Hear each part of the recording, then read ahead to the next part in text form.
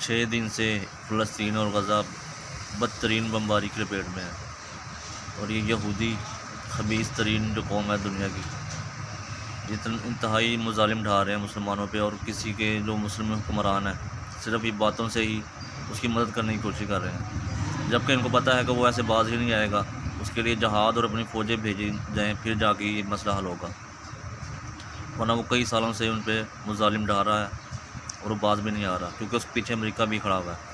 امریکہ اس کے لیے مدد بھیج رہا ہے ایک ظالم کے لیے، اور یہ جو مظلوم بنے ہیں مسلمان ہیں ان کے لیے کوئی مدد نہیں جا رہی۔ مسلمان ممالک